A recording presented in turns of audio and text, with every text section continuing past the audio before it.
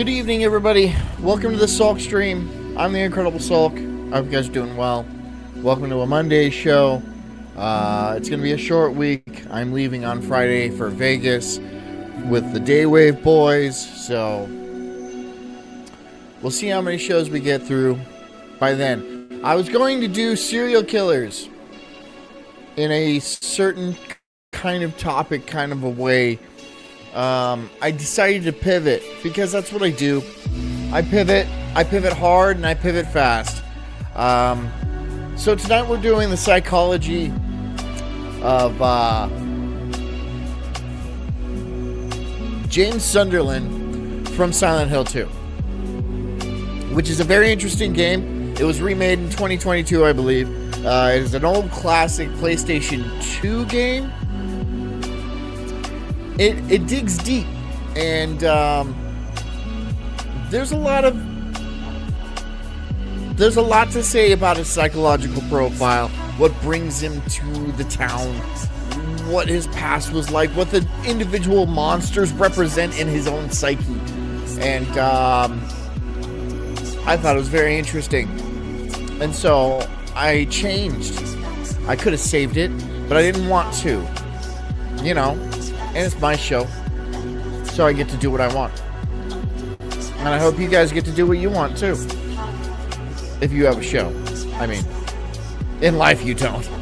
No, you don't. You are set to a certain limit, a prescribed procedure, which you're forced to do. A lot like a video game, but with terrible gameplay. But the graphics are perfect. Perfect. Anyways, guys, thanks for coming. I hope you're doing well on this Monday. Hold on. Let's get back there. Hope you're doing well on this Monday. And, yeah. Get comfy. Get cozy. Get a nice health potion. A tonic. A syringe. Get a board with some nails in it. Defend yourself and be ready to go down your own psyche. Confront the regrets you have from the past. Drive your car into a lake, perhaps. I'm not here to judge. If you're working, keep working. If you're driving, avoid those lakes. Anyways, I'm the Incredible Sulk. This is the Sulk stream.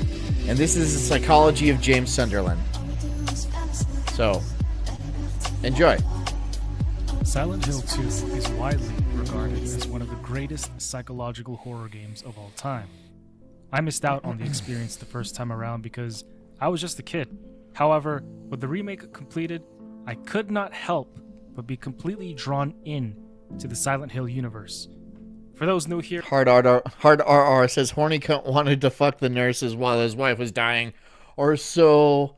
This like that. Yeah. Yes, you played the game. Yeah, the actual monsters with the nurse hats and stuff like that, and they look good. That's part of his own psyche. This whole game might be in his head. Or he might be having some sort of psychotic breakdown. I'll go through it. Psychology, and when I was doing my master's degree, I had a focus on human behavioral analysis. I cannot stress how this game unexpectedly piqued my interest. The monkey says I beat this game like 10 times. Sick. Well, I just bought it. I just bought the remake, and I started playing it. And I did a little research, and I was like, I'm going on this. This is what I'm doing. At the center of this horror this is what I'm game doing. is James Sunderland, a broken man haunted by his guilt, trauma, and inner turmoil. Did you guys see the 2006 movie with the? It was pretty good. God, what was that guy's name? I forget. The town of Silent Hill has a dark, mysterious past. What makes it special is how it manifests and feeds off the psyches of those who visit. For James, Silent Hill becomes his own personal brand of nightmare, a manifestation of his inner mind, bringing to life his suppressed emotions, guilt, and unresolved trauma. Yeah, because he killed his wife. Spoiler alert! There's going to be spoilers in this. All right, the game is 20 years old, so if you don't, come on. And we're going to talk about the whole psychology, but I haven't played the game all the way through. I had it on the PS2, played it a little bit, put it down, haven't played it since. In this video, we're going to explore James Sunderland's psychology, examining the mental conditions that he suffers from, including repressed sexual desires, how Silent Hill connects with his mind, some of the lore. Pamonkey says I'm a Silent Hill freak. Nice. I started playing it and I'm like, okay, this is stressful. It's dripping with atmosphere. It's absolutely dripping with atmosphere. The fog and the music and all of that, and then you get puked on, and then you. Silent Hill, the psychologies of some of the other characters in Silent Hill 2, and how the monsters in this game reflect different aspects of James's psyche. In order to fully appreciate how many Silent Hills are there of Silent Hill 2, we're also going to draw upon real-world psychological theories from Sigmund Freud, Carl Jung. By the way, this is going to involve some childhood sexual type of. It's going to go down that kind of like trauma. There's going to be trauma triggers, and if you're easily triggered, I don't know why you're watching this show, but I have to put that out there. And Abraham Maslow. And with that, we can explore how the game's developers were inspired by their concepts and their psychoanalytic theories. Finally, we'll dive into the scientific reasons as to why it's critical to face trauma and what happens if we deny it. In order to fully explore the Monkey says I beat it in 2001 right after 911. 911 what? Scope of everything, spoilers ahead. Also, trigger warning. Although this is purely for education, I'm just going to pretend I don't know about things. I'm going to start doing that where what's 9/11? Hello, what? I've never heard of that. No discussion. We do cover sensitive topics, including multiple forms of abuse. It'll make people angry. And self-harm. So please heed my warning. And if you choose to leave the video right now, just know it should. A trigger warning. This isn't a triggering show. This isn't a show that triggers people. Obedient. This is safe, right? This is as safe as a show gets. This is your happy place, right? Agree with me, or else. That I'm sending positive vibes your way, and my heart goes out to you. Armchair says, "What's all this business about building number 7? Where's the other 6? I don't know." And as always. This is an open academic discussion. As long as you're respectful and have something of value to Sandy add to the who says hard conversation. Sandy who? I strongly encourage you to challenge me in the comments or let me know what you think. And if you like psychological breakdowns of video game characters, consider. OBNTS says, "Who cares? Don't be a pussy. Be triggered." The problem with people who get triggered easily is what's triggering to them is new ideas, and they hate new ideas because it makes them rethink their old ideas. Cognitive dissonance is uncomfortable, and so don't give them any more to think about. They have enough. So, well, that's too bad. I'm going to do it anyway because there's really no law against me triggering you yet. Oh, God. Yet is a, yet. Consider liking the video and subscribing. He's James right. arrives You in should Silent like and Hill after subscribe. receiving a letter from his deceased wife, Mary, telling him to meet her at their special place. At first, James seems like a relatively ordinary man lost in grief, but as the story unfolds, we realize he's a deeply conflicted character filled with repressed guilt and confusion.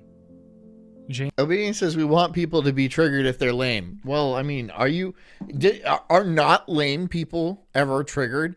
Is anybody, being triggered is the opposite of being cool, isn't that? Isn't the opposite of being cool being triggered?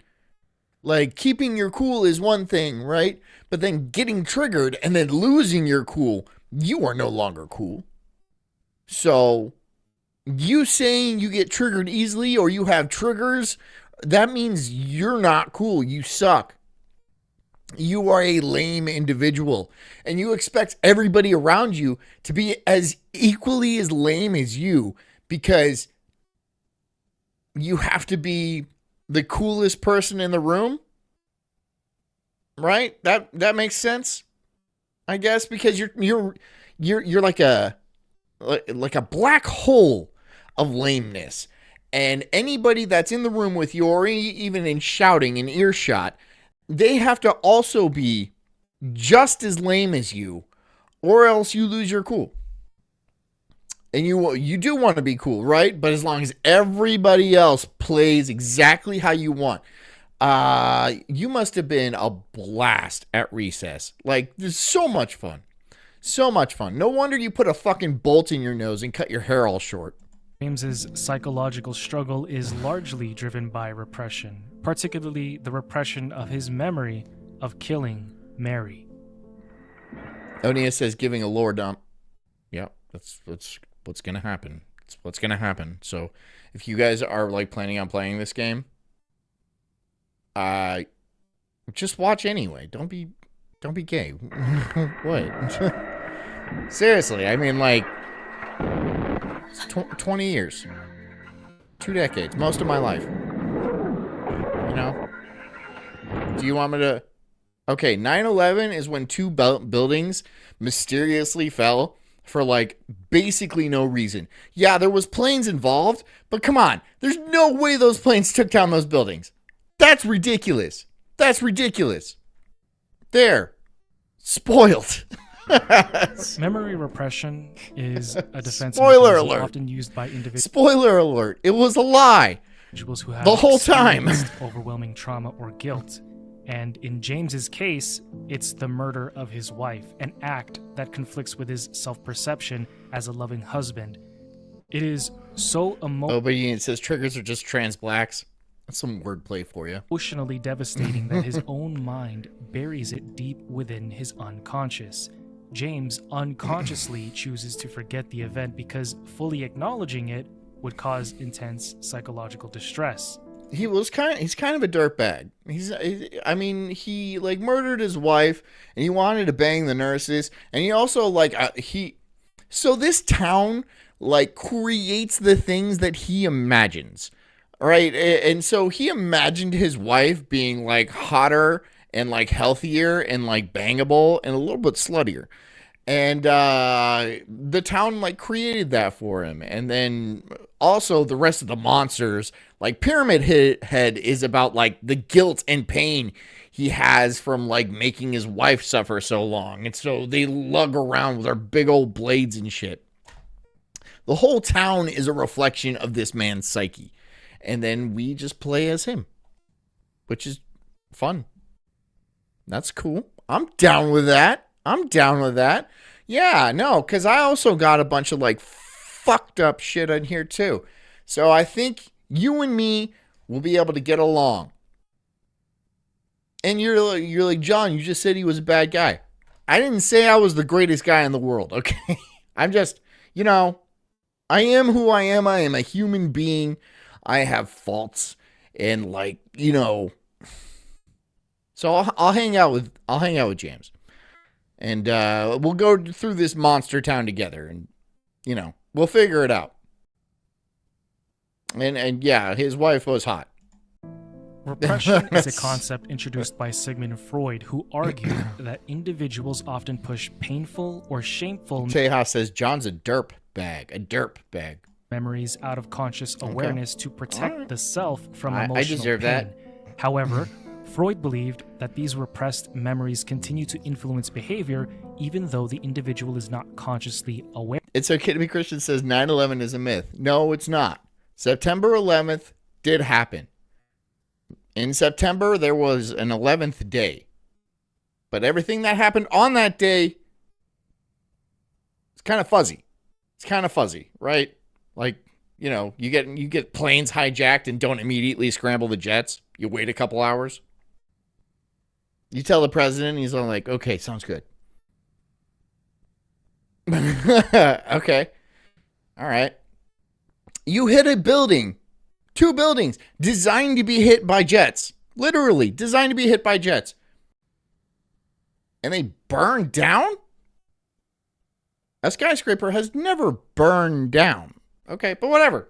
I'm not, we're talking about the game here, okay? Building number 7 didn't even get hit by anything. Aware of them. For James, the act of it just died of fright. euthanizing Mary becomes a repressed memory buried under multitudes of layers of denial and self-deception. James doesn't just forget. Dan Snot says, now watch this drive.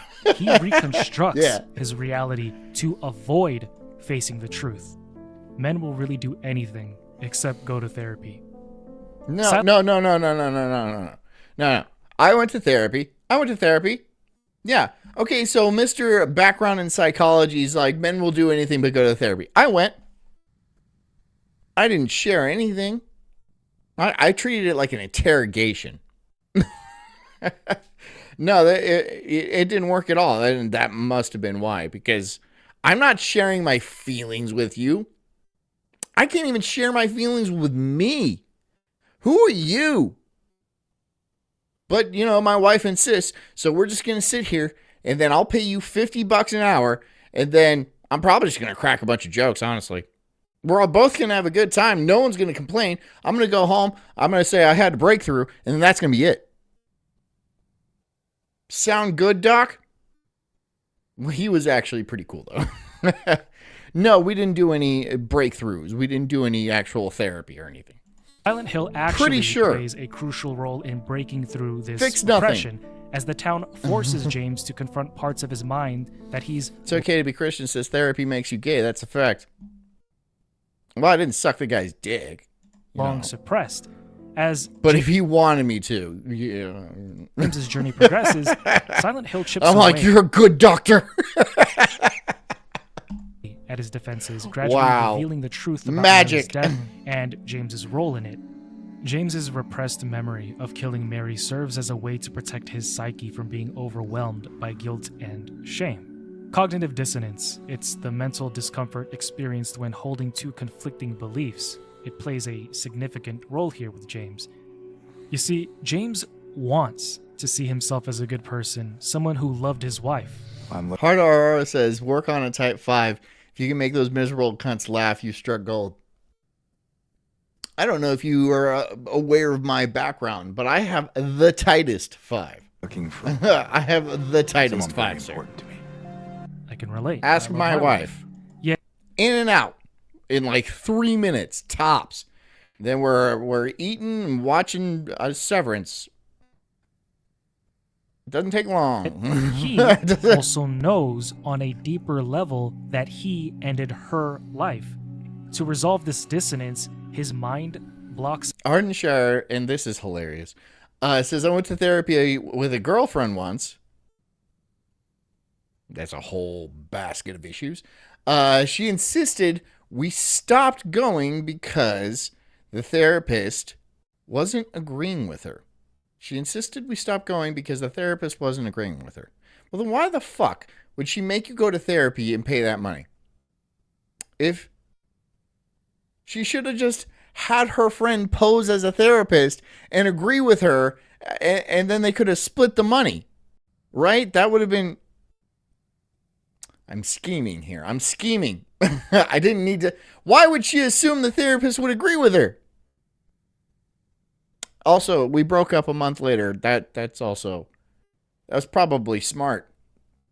Because she was stupid. Because she could have told her friend to pose as a therapist and been like, hey, I found this great therapist. We're going to go see her. And then you pay that therapist however much money. And I said $50. It's probably closer to $150 or something like that. It's expensive. But then she could have split that money. So she's not thinking ahead of time, right? Also, she thought the therapist was going to agree with her. And, that doesn't really surprise me with women. They all think they're therapists, and they all go to, psychology and, think they're psychology experts. But they go to psychology because they want to figure out what's wrong with them, right? Have you ever seen, a college student that majors in psychology, and she's got, pink hair with bangs and a fucking big old thing in her nose. And then she's got those glasses, right? That, you know, she looks like one of the Gremlins. You know, the Christmas movie. And she's terrible. She's terrible and very stupid. Very stupid. Like, wow, stupid. Like, whoa. Wow, bitch, you dumb. You're really dumb. But she doesn't think so. She thinks she's really smart because she gets good grades. Oh, wow. Wow. You get paid in grades? Wow. Oh, you don't get paid in grades. No, you pay them. And then they give you good grades. Wow. Okay, great. Oh, but afterwards you're going to make a bunch of money as a psychologist or a therapist or something like that. You know, that's like a 12-year, like 12 years going to school. 12 years. But okay, sure, fine. You go all those 12 years and then you come out and you're a registered therapist, psychologist, buttfucker. I don't know. You making much money then? No, you're not. You're just buried in debt. Just buried in so much debt. But hey, the barista gig's working out, isn't it? Oh, it's not. Oh, okay. I'm sorry. Well, if you need to talk to somebody, look in the mirror, you fucking tard. Out the entire memory. You're an expert. Repression allows him to continue functioning, but it comes at a very high cost. The emotional energy tied to the... It's okay to be Christian says, around a woman, never relax. No, you can relax around women. You just have to, like... You just have to understand that you can't understand any decision they make because it doesn't make sense. They don't understand their decisions. Why would you even try to attempt it? A lot of it's based on emotion, and not any emotion stemming from like real life circumstances in any way. Emotion stemming from the things she thought of, which might have been from like a comic book when she read when she was like 12 or something like that. It doesn't really matter, but it just decided to materialize in her brain at one certain moment that you can't read, even though she oddly just expects you to. But yeah, just realize that it's not going to make sense. It's just not. And you can relax. And then don't take any threats seriously or anything like that. She's not going to stab you. And if she does, you're a lot stronger than her. Punch her. I'm not advocating for domestic violence, okay? Take it outside the house and then rock her in the yard, you know? Repressed memory, it doesn't simply vanish. It manifests itself in other ways through guilt-ridden behavior. Background noise says, just be comfortable with danger. There you go. I mean, she's a woman. She's probably going to destroy your life in one way or another. If you just have a certain level of stoicism about it, you're going to be okay. But if you overthink it and be like, why? This doesn't make sense. You know who you're going to end up? Like James Sunderland, walking around a smoky town filled with monsters and be like, I don't even know how this happened. Well, you were trying to understand something that was not meant to be understood. You should have rolled with it, cracked a beer, watched the game if that's your thing, and ignored it. Ignored it in the best man way you can. You just ignore it because eventually it's going to pass. Eventually it's going to pass. They're episodes. That's why they're called episodes, because they're episodic and they will pass. But yeah, this guy couldn't let it pass. Behavior, emotional numbness, and the disturbing creature. Brandon Sab says, always punch a woman on the top of her head. The hair hides the bruises. Very good tip, Brandon Sab. He encounters in Silent Hill. Denial and dissociation. It's okay to be Christian says, sure, no domestic violence. I hear you, John. He gave the winky face. Right? You know what that means. That means she has a lot of swelling around her eye because she wouldn't shut up. Psychological mechanisms related to repression. She don't know how to listen. To James's difficulty in processing what he has done. Silent Hill represents a confrontation with his repressed truth. And upon Hard finding... R says knock her the fuck out and put empties around her. So framing her. Because honestly, if you hit her hard enough and she wakes up, she'll be like, oh, was I drinking? You'd be like, yeah, it was bad this time, but I forgive you. Come on in. All right. She'll be like, ow. Must have really tied one on. Drinking hurts your eye, right? Yeah. Yes, it does. Now get inside. This truth. I thought it was a bit unclear as to why James killed Mary, but towards the end, James ultimately reveals that he, quote unquote, hated his wife for being diseased. The truth is. So, yeah. I mean, like, I guess I could look. He's married to this chick, and she's like dying from, I assume, cancer, right? Or it really doesn't matter what she's dying from. AIDS. Who cares? But like, he can't bang her, and like, you know, he's checking out all these hot nurses and stuff like that, and you know, he's getting a little angry at her because you're just sticking around, and like, it looks painful, right? And now you're making him feel guilty because he wants to bang the nurse, but you're like still clinging to life. And so he just picks up a pillow and he ends it, right? And through some magic of fate, he feels guilty about that. Okay, fine. It's a fantasy, okay? I hated you. I wanted you out of the way. The nurses were good looking, right? If you've ever seen the show or the movie or like the game, the heads are kind of like weird and backwards and stuff like that. And the skin's a little gray, but the bodies are fit. Like, they got good legs. All the bits are anatomically correct. So yeah, would, right? Yeah, would. It's a little bit of a butterface, but nurses are notorious sluts too. And so you're actively cock blocking him, but you can't even like lift your hands up or anything. You can't feed yourself, so. Way to go, Mary. I wanted my life back. He became disgusted with the angry, sick, and depressing version of Mary, who was unable to do anything with James. She would even lash out at him because she was angry with how unfair her situation was.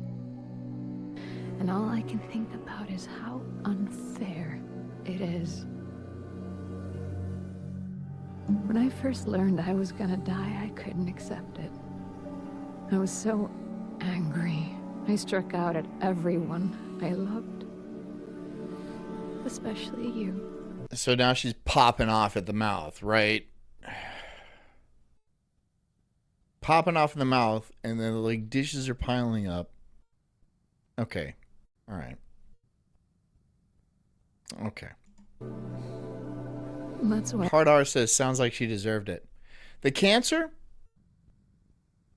I mean, maybe. Maybe. Or being murdered by her husband. I mean, like, if you're gonna die anyway, don't like linger, right? Because you know how hard have you ever seen Breaking Bad, where he like saves a bunch of money for his family and then he tries to like ice himself? I didn't watch the end of the show. Yeah, you don't want to linger in the hospital because even with insurance, that's going to cost a fortune. You're going to bankrupt this dude, and not only is he seeing all these hot nurses running around, but like, you're bankrupting him. And then popping off at him for it, right? You're popping off at you're the reason I'm going to die, right? You should have stopped this cancer somehow. She's blaming you for it, even though it can't possibly be your fault. Yeah, it sounds about right. It sounds spot on. I understand if you hate me, but I want you to know I will always love you. James's decision to kill Mary is the central conflict of Silent Hill 2, and attempting to understand why he did it requires us. Hard Heart says, "Ooh, I'm dying. Wah, wah. Grow up, right? Come on. Just don't. Let's not have the theatrics, okay? It's like those women who like threaten to off themselves, and then they cut side, you know, the way that everybody knows it's not gonna work. Yeah, across the street for attention, down the river for results. That's it. Everybody knows that. Everybody knows that, right? Lengthwise. Come on. Seriously. But no, you're just like, oh, look how sad I am. And they're barely scratched. Come on. At least put some pressure on that blade. I know you like it. Us to delve deep into the layers of guilt, shame, frustration, and love that makes up his character. You see, Onia says, so this was the original script for Breaking Bad? I don't know, but Skylar, his wife, she was completely ungrateful the entire time. I wish she would have died the first episode. But she was a well-written character. But yeah, I would have not saved up money for that chick. I'd have been like, see ya. I'm going to go do whatever I want because I'm dying in a few months. So you probably won't see me ever again. Goodbye, crippled son. I was always disappointed that you were crippled. Not your fault, but, you know, it is what it is. Here you go, Skylar. And then just bail. Just bail. And then come back a couple years later and be like, well, turned out as a false alarm. It was heartburn. I thought, but I had a good time. And yeah, I'm broke. But yeah, fuck you. On the surface, James claims to have deleted Mary out of Hey, Carrie. mercy to end her suffering from a terminal illness. However, Carrie, if you're ever sick, like dying from cancer, you would off yourself just so your husband doesn't have to like suffer like this guy did, right? Because like his wife just stuck around and like, you know, spent years emaciated in a hospital bed, being charged for that, and then she was like snapping at him because she was mad because she was dying. All that's how you go out. That's your sign off. Okay. All right. You know, maybe there's a reason you died. the psychological reality is far more. Carrie C says, absolutely. I actually have a few out plans. There you go. There you go. You know, lots of different angles on it. If this happens, then she jumps. If this happens, then she swallows a bullet. If this happens, then she ropes. It depends on who wins the playoffs, and there's a lot of factors. Who's president at the time? Did she lose all the money in some sort of gambling scheme or Ponzi scheme? Did she not do that? There's things you have to consider, right? Because if she lost all the money gambling, she's not going to use a bullet. Those are expensive. She'll use a rope. You can reuse ropes. Yes, even after you they still work. They're still ropes, right? You just have to make sure not to cut them down from the rafter. You have to like thump. You scoot it out with a broom. Just next, right? Open a closet and there's a line of wives. More complex, revealing deeper, not darker dying ones. Motivations beneath the surface. From James's perspective, his actions. Hard R says so much heroin. That's what you would do. So much heroin.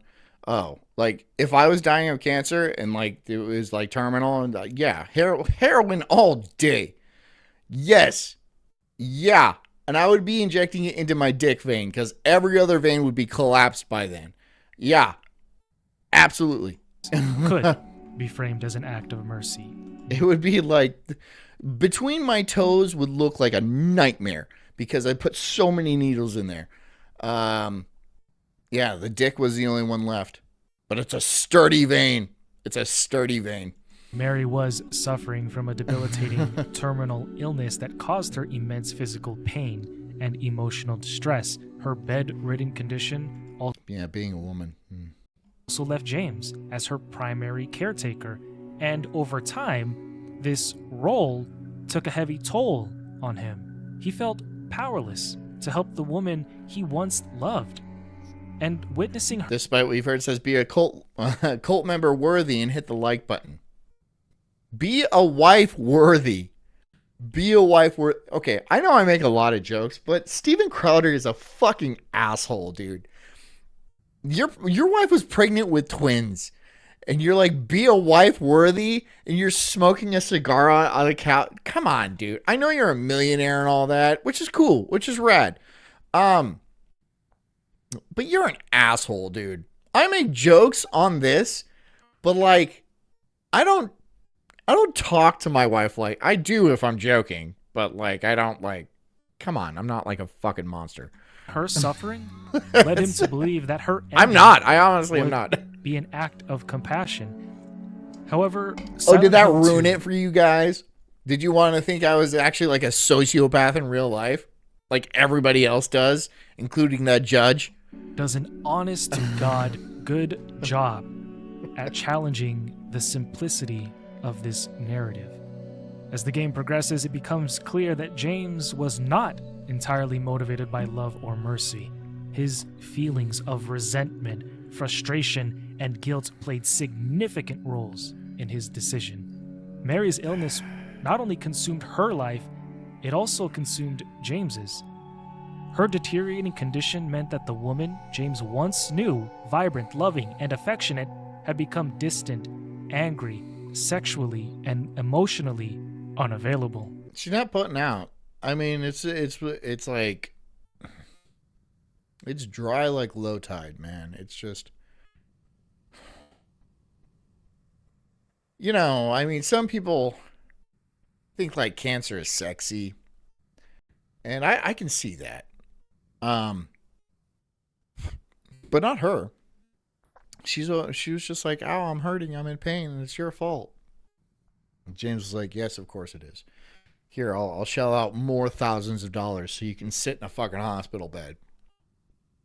You know, this is America, right? You understand this is America, and like healthcare isn't free here. It's actually extremely expensive, even with insurance.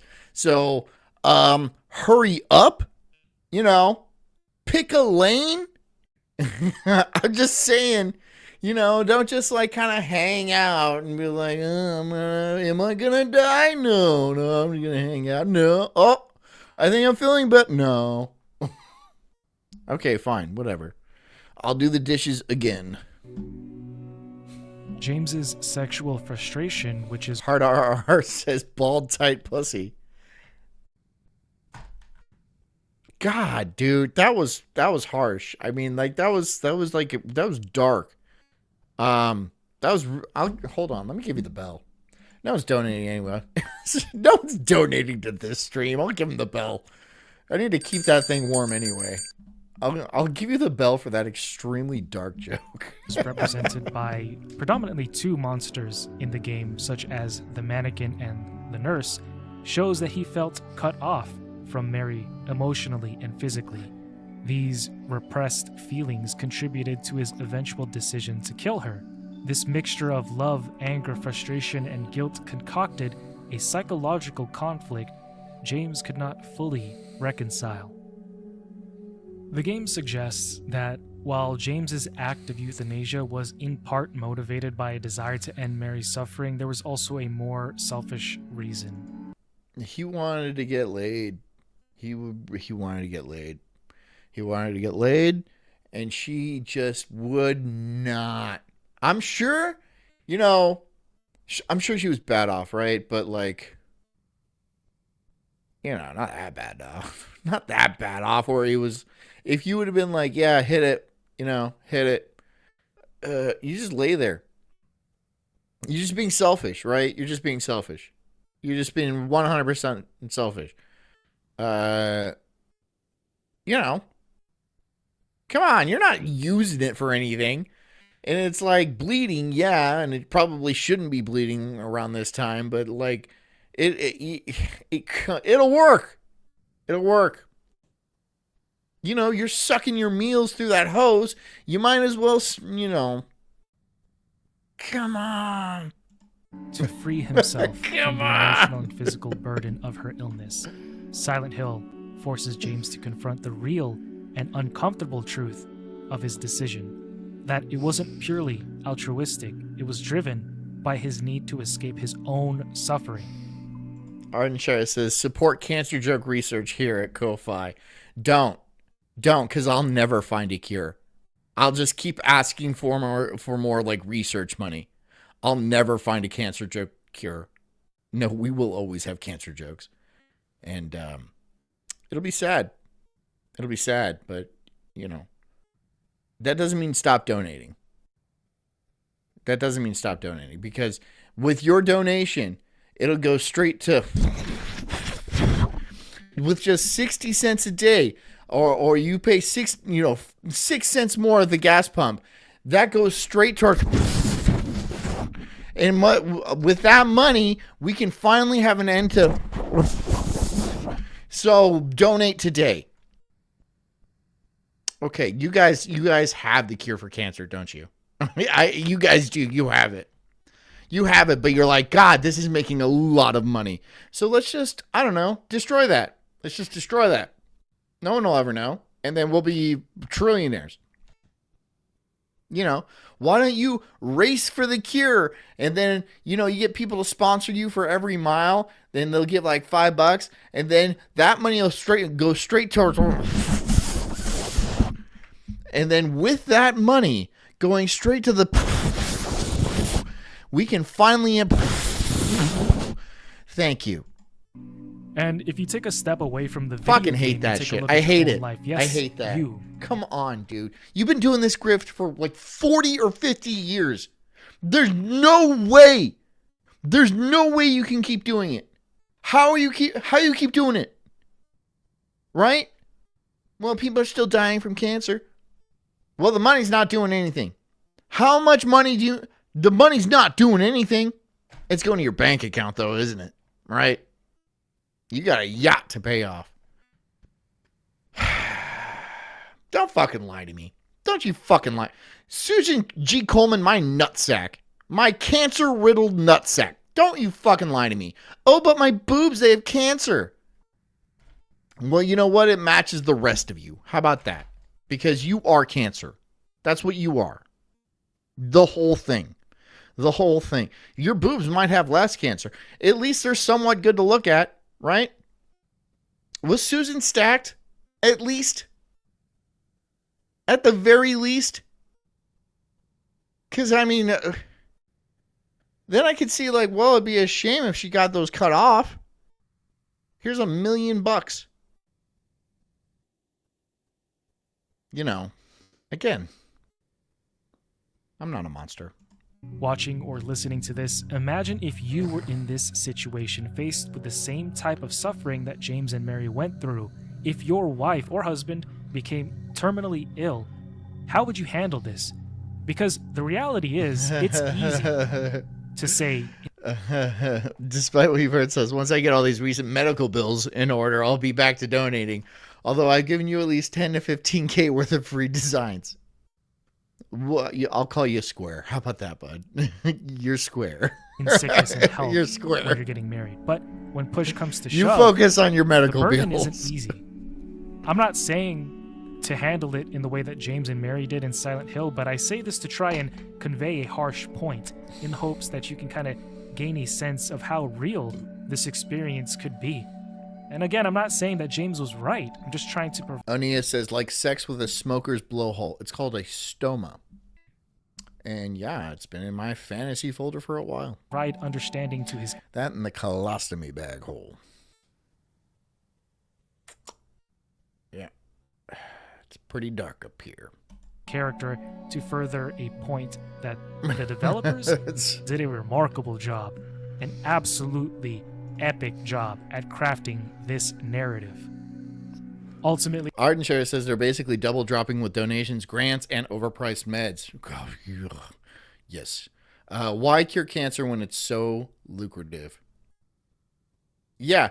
And you know, a lot of the medications for cancers are from like the 60s and the 70s, like chemotherapy.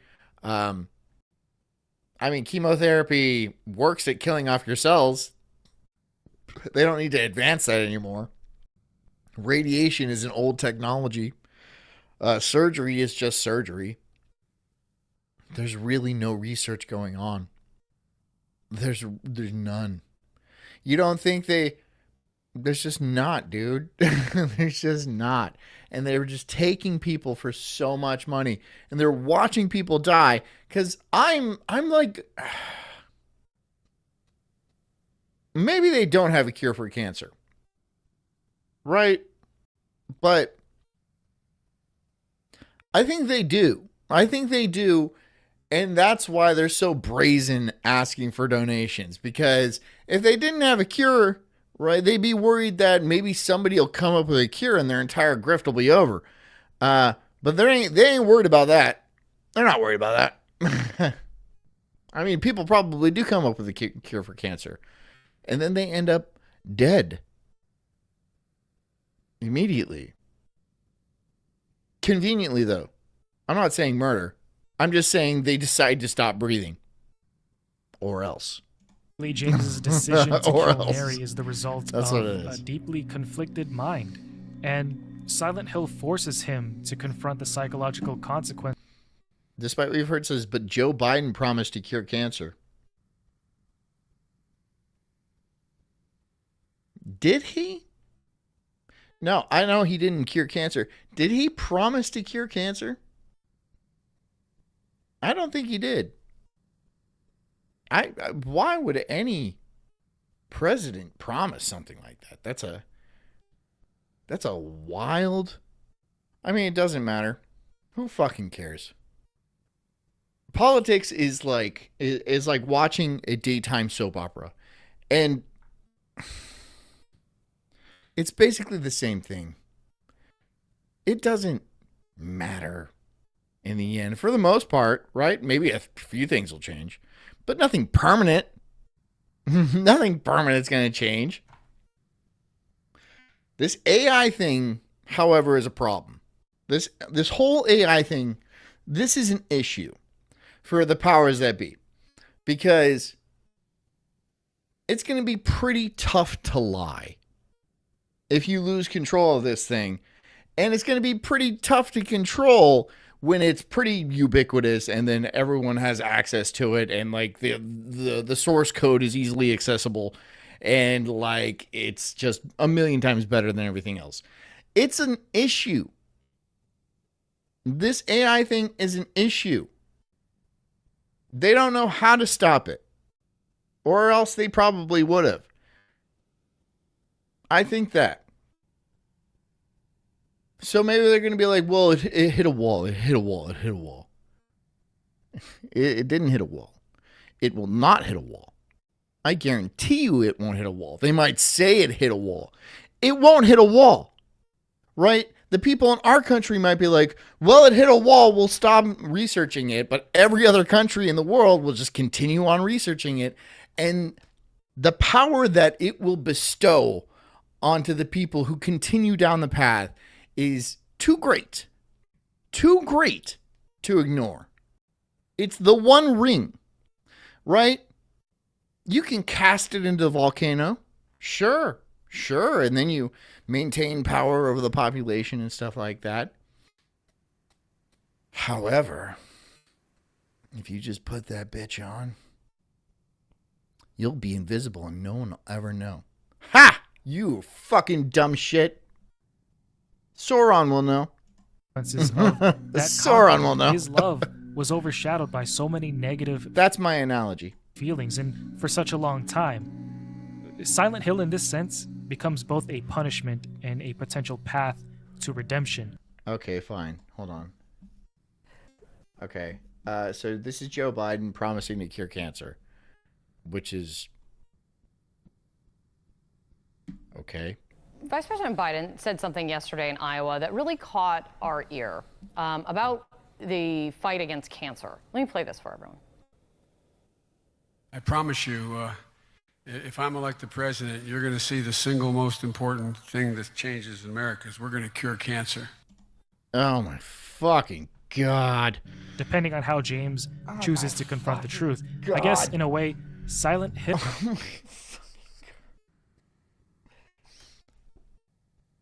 Nobody believed that election, right? Nobody believed that. Nobody fucking, like, there was something seriously stinky about that election, right? You promised to cure cancer. And then, well, that didn't happen. Oh, it would have happened during your second term, though, right? Your second term. You know what they should have cured? Alzheimer's. Because you got it really, really bad. Not like your doubles, which I think I counted 3 of them. But like you, the real guy who can barely fucking speak and drools a lot of the time and looks like he's about to spit his teeth. Okay, sure. I bet you that was not a planned remark. He didn't run that by his people. And he's like, okay, I'm going to say we're going to cure cancer. And they're like, yeah, go do that. Go do that, you fucking old man. You fucking crazy old man. Because that's a really good idea. Piss off the $1 trillion industry. That basically is our largest contributor. But, you know, whatever. Okay. Hill can help as a form of therapy. Arden Shire says, I like cancer now. I'm pro-cancer. I'm going to start a competing donation drive. And I'm going to be like, we need to give more people cancer. Right? And it's going to have a bunch of little bald kids there. And then a bunch of pedophiles will show up. And then that's where the real money is. That's where the real money is. It's in the pedophiles. Because they're all politicians. Speaking of therapy, it's time to talk about today's sponsor, Better. I'm kidding. Silent Hill. Oh, that's actually pretty good. That was pretty good. I'm not going to lie. That was a good joke. Is not an ordinary place. It has a dark history rooted in occult rituals and supernatural events, but what makes it unique is its ability to project and materialize the subconscious fears and guilt of those who visit. For each individual, Silent Hill is different. It mirrors their psyche, bringing to life their deepest traumas and hidden emotions. For James, Silent Hill becomes a twisted, fog-shrouded hellscape where every location and character is a reflection. Would you? Would you?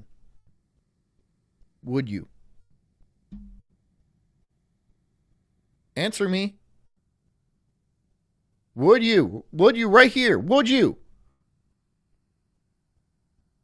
I'm not fucking going anywhere until somebody answers me.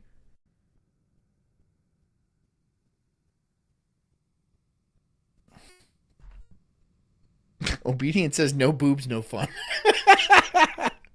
Are you kidding me? It's 2 asses, dude. It's there's vaginas in there somewhere, but like this still, come on. 4 holes. No man.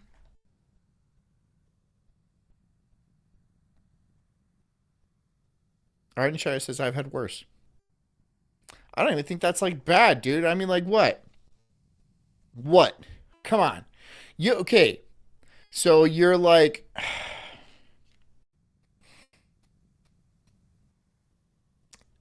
you meet these conjoined twins at a bar. And then, like, they're 2 torsos, but they got the heads at either side, and they're, like, drinking, and then one's throwing up, and then the other one is drinking. It's like cat dog, only she's a whore. And then you're all like, hey, you're cute, but do you have a sister? And then you look over to the side, and then bam! Right? Fucking mogging her right there. I'm taking her home. Well, she's taking me home, because she's got all them legs. Of his guilt and emotional Giddy up! baggage. The town takes on Right a on. psychological dimension shaped by James's mental state. When James faces the harshest aspects of his trauma, the environment and atmosphere shift to Despite what you've heard, it says does it have multiple periods? No, it just has one, but I think it dies. a nightmarish landscape covered It just bleeds to death. You have to get a new one. in rust and rot. This phenomenon is often referred to as psychological projection, where the environment reflects the internal conflicts of the individual, of the Brandon says, no, I couldn't save her. Well, Brandon is not the hero of this story. individual's mind. Silent Hill, as a location, adapts itself to James, insisting upon him to face the truth he avoids. Now, one does not simply walk into Silent Hill and experience its supernatural side. The town selectively calls people who are psychologically vulnerable, individuals who have unresolved trauma or deep Am I in Silent Hill? Is it foggy outside? Hello? Jess, how many asses do you have? Just one. So no. Hasn't gotten me. emotional scars, and this is why James, Eddie, and Angela are drawn to the town. They each have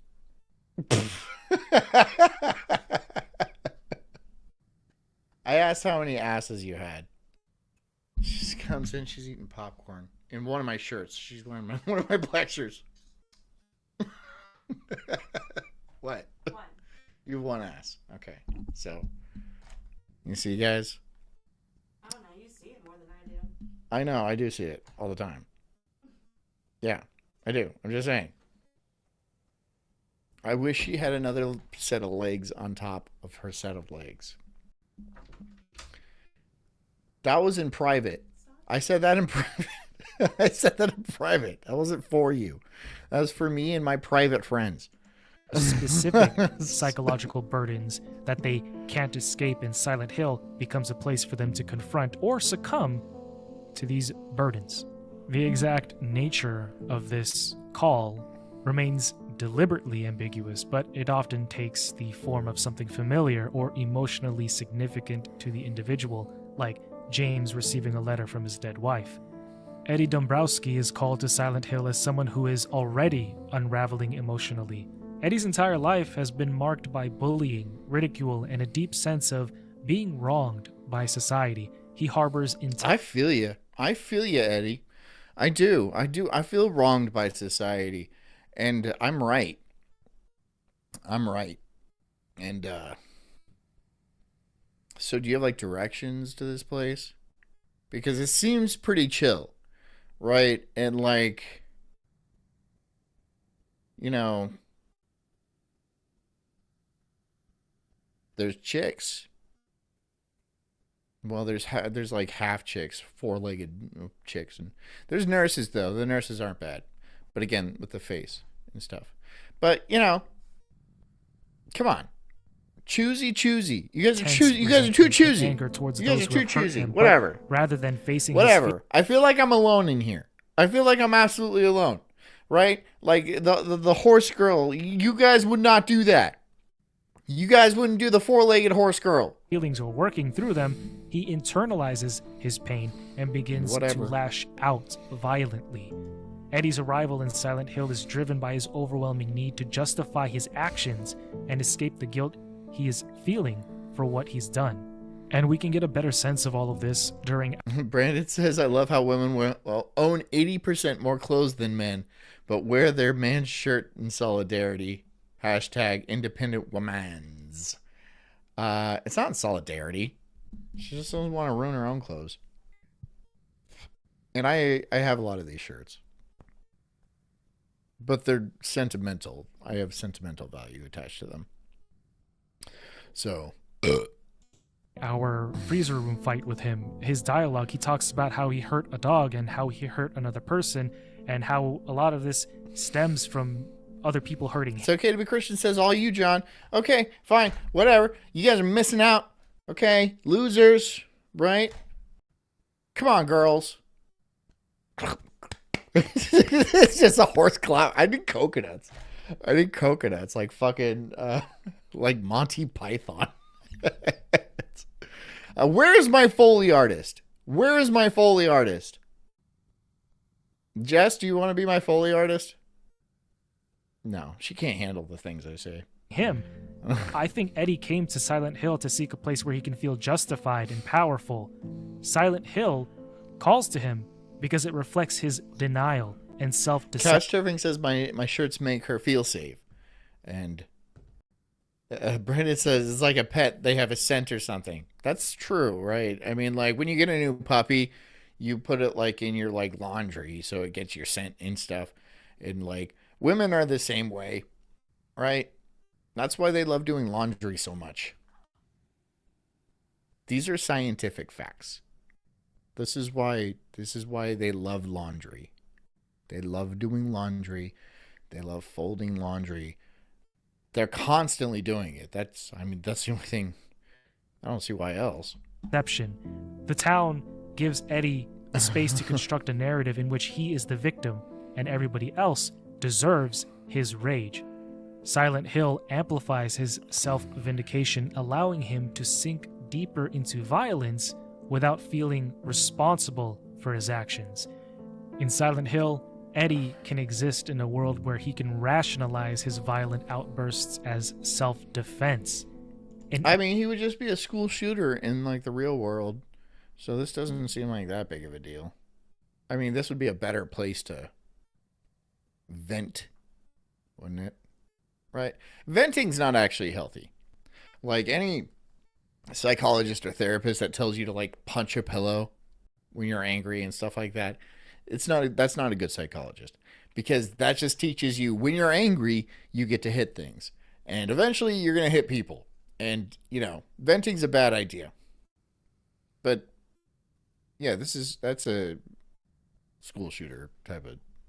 Eddie's mind, everybody's mocking him or threatening him, and his anger is justified.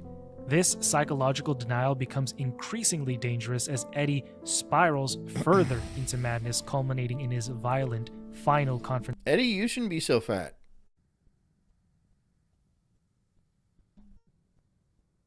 I mean, if you're gonna have like this constant victim mentality of like you're getting bullied all the time, and the world like it has it out for you, and everything. You're just innocent the whole time. Maybe you should work on your appearance.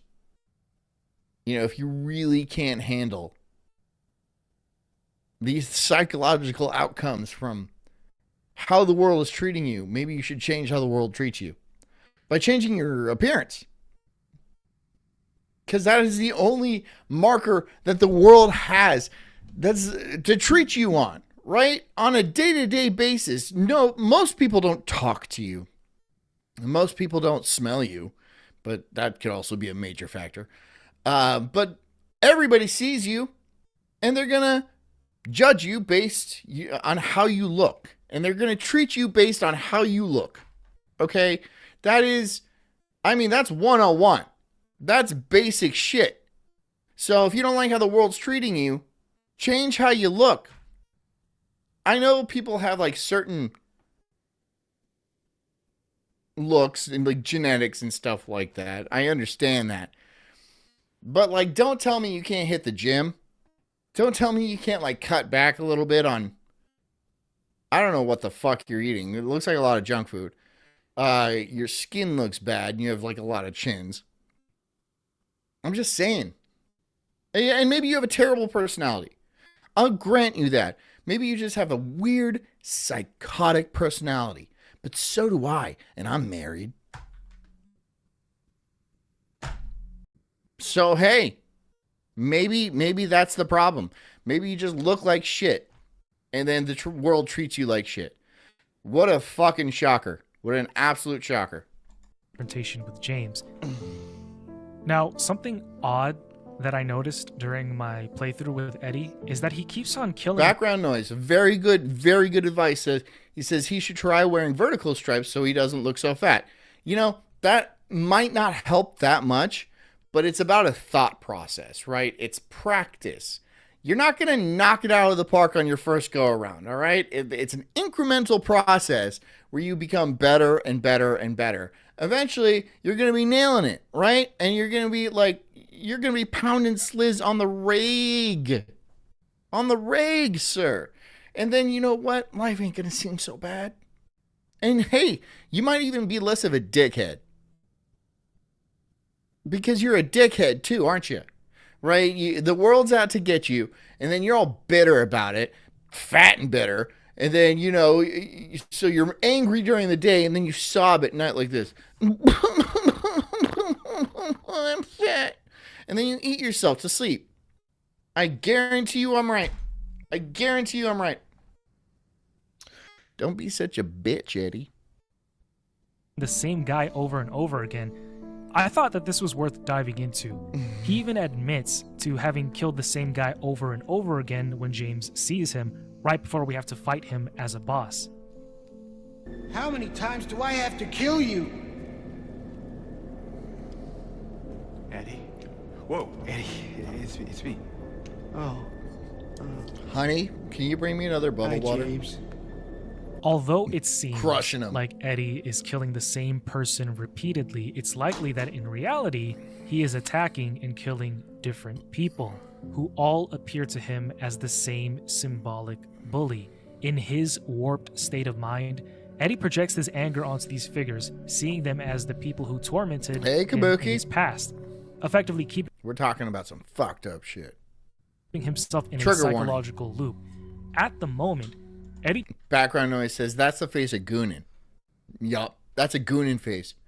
That's a goonologist, right? He's got college credits in Goonin, which actually is not too hard to get, right? Not too tough. You goon, and then you troon. I need to work on that, but it's there.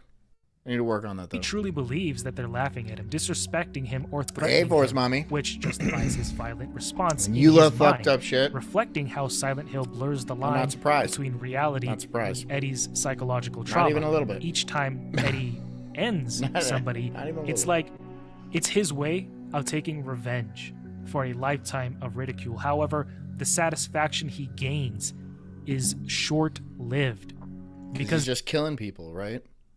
He's just killing people in this town. the underlying pain and insecurity remains unresolved. So, Eddie continues to see the same person, symbolically speaking, over and over again, trapped in a cycle of violence and revenge that Silent Hill keeps on feeding. And by continually seeing the same person, Eddie is going to stay. I know this is psychotic, but like blasting a fat person with a shotgun seems satisfying. I know that's a psychotic thing to say. I do, but there's something about the girth and like some big buckshot. It's like, okay, I probably shouldn't have said that. Stuck in his delusion that the world is against him. He's going to keep killing again and again, but the pain never goes away because he's not addressing the root cause of his suffering, his deep-seated feelings of inadequacy and self-hatred. He's gooning. Just like, yeah, he's gooning. Hey, Leo, he's gooning like Leo. Leo goons. Stop gooning, Leo.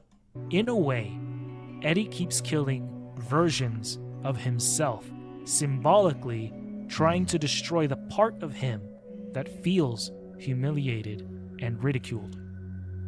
Angela Orozco comes to Silent Hill as a deeply traumatized individual, burdened by a life of abuse and emotional torment. Goofy says, Pessy, let me go. What'd I miss? Did he kick you out of the chat? And like, am I your like runner update to the prom? Is that what it is? Ouch, Goof. Ouch. Well, we're talking about gooning and like killing. Just killing cancer kids and fat people and anybody else. She's fleeing from her painful past, particularly the horrific abuse she suffered at the hands of her father. Dale says I'm third choice. You're like third choice. What, behind Frozen? Okay. Okay. However, I'm not gonna say anything. Angela isn't seeking peace or closure. Thank you. I'll take the silver medal, Pamunky. I'll take it. You know, a lot of people are too proud. I am not too proud. I'm if anything, I'm too ashamed in a lot of things about myself. She's driven by her sense of That's hopelessness. why I'm like, why didn't I end up in Silent Hill? Like everyone else has these like deep-seated resentments and like psychological factors that led them to this town, and they can't like process it properly. And I'm just sitting here in my fucking office. I call it an office. It's just a room. The big green thing on the fucking thing. Still sad though. Still sad. Doesn't do shit. But now I'm in Silent Hill and I'm one of them. I'm one of them. Get back there. Get back. Get.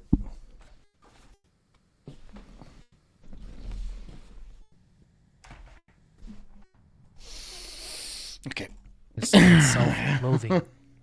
For Angela, Silent Hill becomes the embodiment of her personal hell, a place where her Forrest Mommy says you made 2 fucking babies and out of a hot wife. You win. Yeah, well, I mean, I want more. internal pain is manifested. And it's not about the achievements I have. It's about the achievements I don't have. That's the problem. Inescapable. I haven't been to space once. I haven't made a full court basketball shot. I haven't won the lottery. You know, I'm not some like awful dictator who's killed millions. Yeah. Wasted life. Angela is searching Wasted for her mother, life. though this search seems more symbolic than practical. Tejas says John goons into his wife. I'll tell you what. If my wife was dying of cancer, she would let me hit it. So this lady's a bitch. Because, like, she was dying of cancer, and she's like, no, I don't feel like it tonight. I'm dying. And he's like, my wife would let me hit it. Right? It doesn't matter if, like, how much she hurt or, like, if her skin was falling off her back or whatever. She would let me hit it. Right? Because she's a good wife. She's a good wife. Her mother's good wife material. Like her I say, give me a bubble water. Look, bubble water.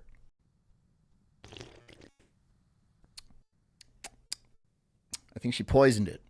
But that's okay. I've grown immune. Father's abuse represents the emotional neglect and abandonment she's experienced. Silent Kabuki Tut says your cum might be her cure. It's worth a shot. Hill calls to It's Angela worth a because shot. it provides a space where her trauma can be confronted, You know, though maybe there's a certain level, an amount, right? So I just gotta. And the doctors are astonished. And then I'm just like, yeah, I'm the cure. And then I take out several TV ads and newspaper ads. And then John gets pretty busy. not in a healing way. Instead, the town amplifies Angela's internalized. John's got a line out the door of hot cancer bitches just waiting for it, right? Just waiting for it. But they have to like have just had cancer, right? I don't want the ones that are like, you know, oh, I've been on chemo for 2.5 years and I'm completely bald. I'm all like, well, I don't usually like them completely bald. Mostly bald is good. But completely, I don't know.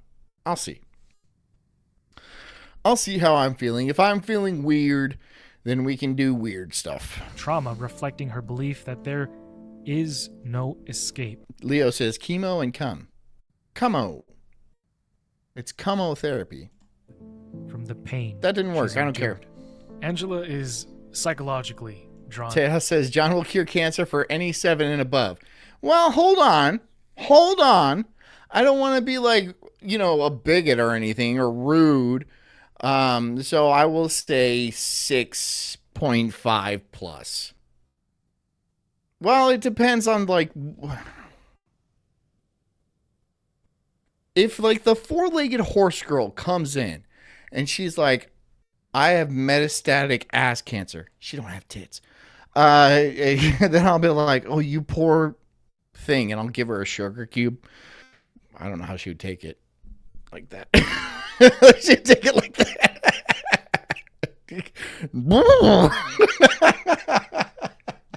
I'll be like, you're in. Get in there, you crazy. Yep. Yep. Seabiscuit, I'd call her. Onto Silent Hill by her overwhelming sense of worthlessness and a desire for an end to her suffering. She's been emotionally and physically scarred by her abusive past in the town. And then it says, fine, 4s and up. And then it's okay to be, it says no blacks. Well, yeah. Reflects this by manifesting her deepest fears and traumas in visceral, terrifying ways. Angela's interactions with Silent Hill's monsters and her Onia, she's not a centaur. The centaurs have a body part, right? It's just legs. It's like two. You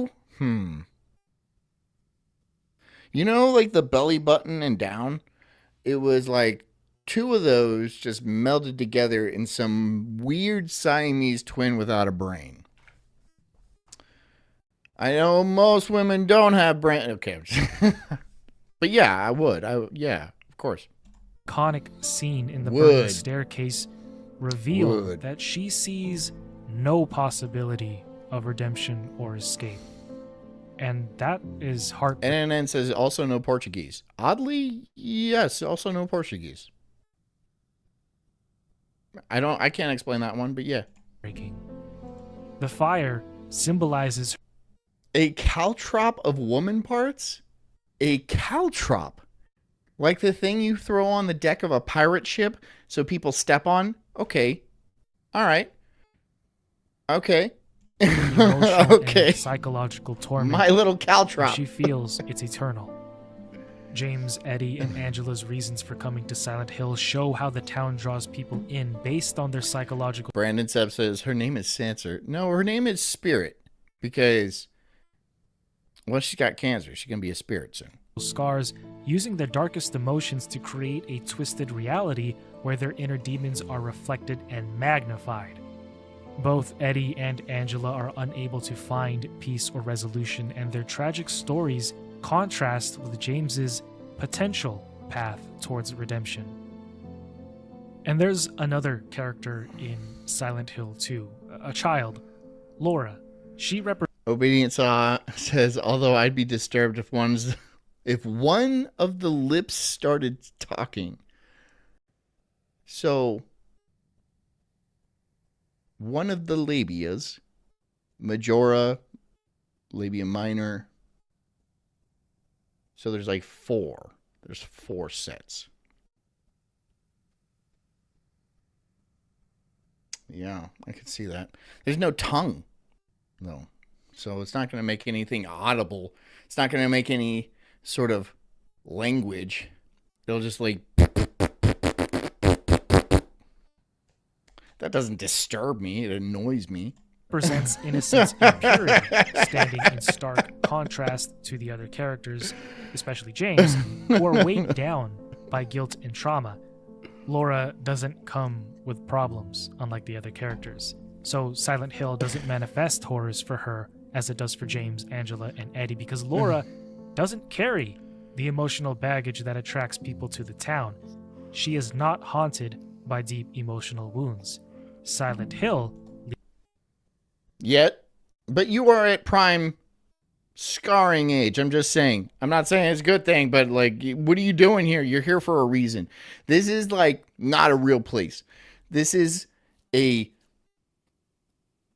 part of a man's psyche or a collective of people's psyche where they can't handle their emotional trauma, right? And that's what brings them to this place. You're here for a reason. Maybe you don't have it yet, but like, do you have like a weird uncle? I don't know. I'm just saying, you know, I'm sorry. I got bad news for you. It's going to get rough. It's going to get rough. Leaves her alone. it doesn't twist her perception of reality or create terrifying manifestations for Obedience says, oh, by the way, I'll be down by you on Wednesday visiting the grandma in Florida. Hit me up. I'll meet you. You can meet us. We'll meet you. We can make that happen. That sounds good. Let's do that. Hit us up. Hit me up on this black rectangle. I don't know. Whatever it does. for her. She navigates through the town. Yeah, hit me like up, it's man. all sunshine and rainbows without seeing monsters or the disturbing environments that plague others. Heck, even Eddie sits and watches a movie with her and he's chill. Laura comes to Silent Hill because she was looking for Mary, whom she formed a strong and innocent. Mary, his wife, who is dead, died 3 years earlier. Everyone's looking for this dead chick, Mary. She's sending out letters, and again, she should be dead. Not only of the cancer, but also her husband smothered her with a pillow. Didn't do a good enough job. Bond with during Mary's time in the hospital. Laura and Mary were close, and Mary treated Laura with Obedience says, I'll hit you up. I think we might be doing too much shit, though. I totally understand. I get that, dude. And that would be a process. I mean, we're in New Smyrna. I don't know where you're going. So, I mean, if you can, if you want to, by all means. But I'm not going to be offended if you don't. kindness and affection, which created a sense of attachment to Laura. Unaware of Mary's death, Laura receives a letter from Goofy Boots says, I need to find a reason to come to Florida just to give that cute baby a kiss. I'm a grown man, dude. You don't... Come on. Mary, and it led her I to mean, believe thank that Mary you. was still And alive yes, and waiting would, for her in but Silent Hill. like, you know... Unlike James, who knows I'm like that deep 37 down years Mary old. is dead and You struggles know. with the guilt surrounding it, Laura believes Mary is alive. This belief Oh, is my baby. rooted in Like her my childlike baby. innocence I have and a- lack yes. of knowledge about Mary's fate. I have a human baby. I forget. Like at the worst times. Like when I run into the grocery store and it's like 110 degrees outside. I'm like, I had a baby. Fuck. Laura didn't witness That is a joke. That is a joke. Mary's final days in the same way that James did, and was unaware of Mary's illness becoming terminal. Instead, Goofy Boots says, to be fair, the baby is your clone. He does look a lot like me. she holds on to the memory of Mary as a kind, loving figure. Kabuki says, we are middle-aged here. I'm not middle-aged. I'm 37. What does that mean? What do you mean? What are you trying to say? You trying to say I'm dying too? Are you trying to say like I am like some cancer bitch that refused to go away so my husband can bang the hot nurses and stuff? No, I would never do such a thing. No. My time's up. I'm going to be shooting heroin into the hole of my wiener. Right into the eye. which drives her to find her I inside don't know if that'll work. Silent Hill. Would it work if you shot it like right into the urethra? Like a hot shot of heroin. Black tar right up that bad boy. Would that work? From their first encounter, Laura's ambivalence towards James is clear. When they meet, she steps on his hand, an act that shows her initial hostility and distrust. Throughout the Forrest Bommy says time for 3 more babies. I mean, they're probably coming. game, Laura frequently They're runs away probably from James, coming. reflecting her discomfort and wariness of him. Yeah. Psychologically, Laura seems to sense that something is off with James, even though she doesn't We're going to keep having kids. That's kind of the plan. know the full truth about Mary's death. This innocence makes Laura a pivotal figure, as she You know why? Because people tell us not to. And we also have a lot of fun with them. Well, our kids are a lot of fun. They're goofy. represents the hope and purity James has lost. The monsters in Silent Hill 2 are not random, grotesque creatures. Each one represents an aspect of James's psyche, his trauma, and his unresolved emotions. Let's break down all the major monsters and what they symbolize in James's mind. Pyramid Head is perhaps the most iconic. Despite we've heard, says the skin inside your urethra is thin and you would absorb it, but it wouldn't be as potent as intravenous. Okay, so if I run out of veins, I'm pretty vascular. I don't know if you can actually see, but like I'm like loaded with them. So I don't think that's going to be like the go-to. See, I don't even have any track marks or anything because I don't do heroin yet. But if I have stage 4 cancer or something like that, yeah. I'm being crazy. I'm going to do all kinds of heroin. I'll be like, I don't care if there's fent in it. Give me more. Up that shit. Right? I want to see if I can break the record for most fentanyl injected and survive. But if I don't, that's it.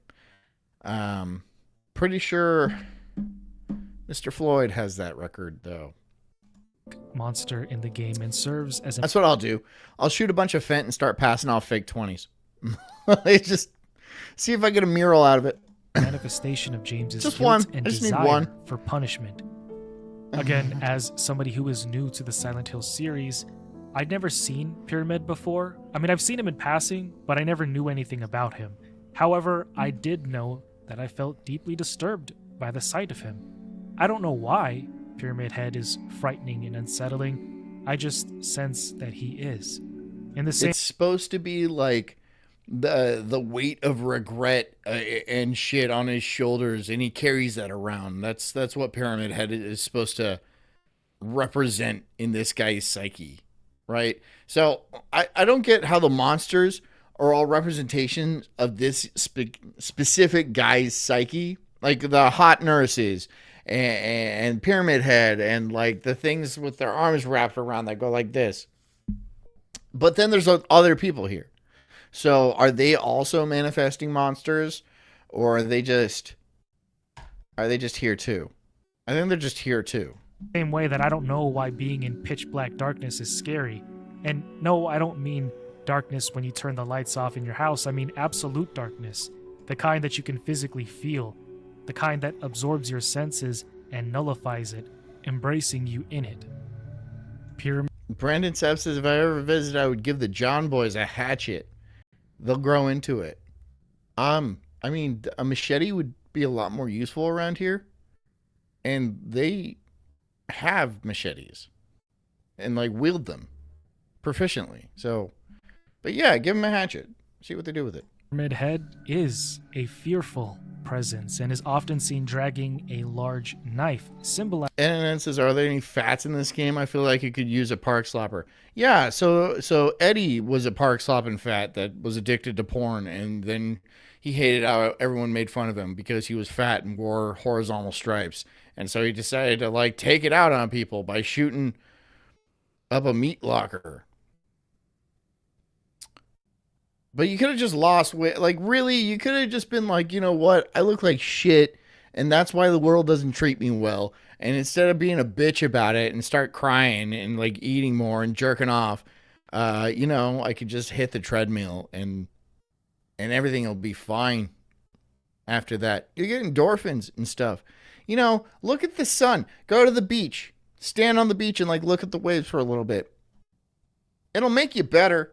You know, it might not cure everything you have, right? But if it makes you 1% better, that's still kind of worth it. If you're 1% happier, that's worth it.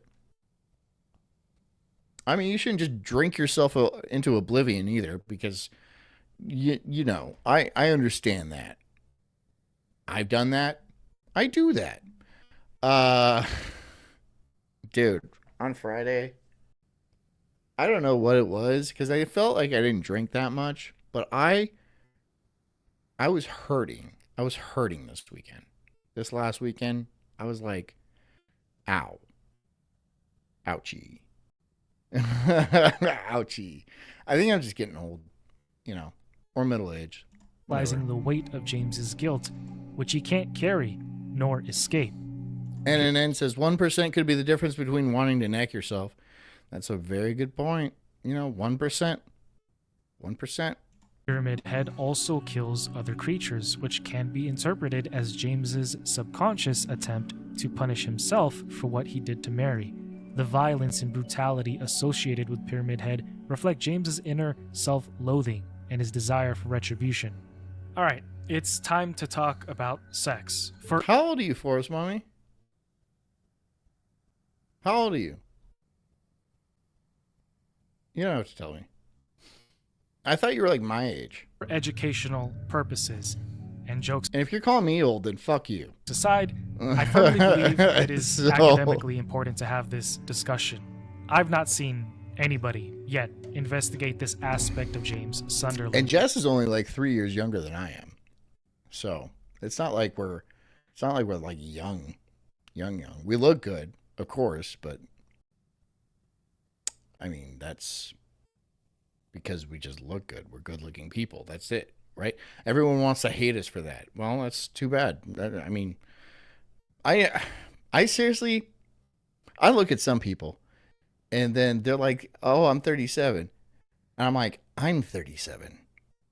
Why do you look like you're about to die? Why do you look like you're about to die? Like, especially if they're like super mega fat.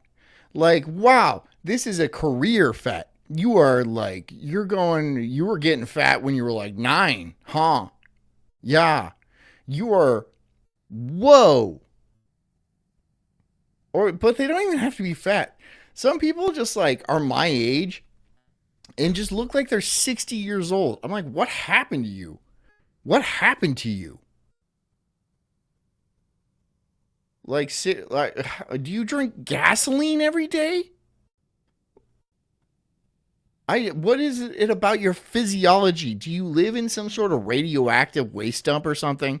Like, because there's like patches of hair falling out. They don't have all their teeth, right? I don't get it.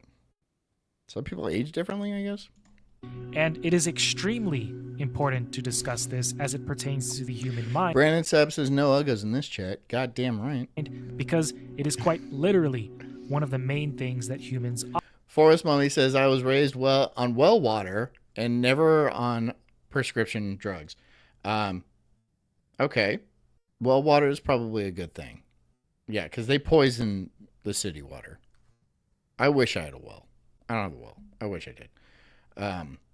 But actually in Florida, I think they stopped fluoridating.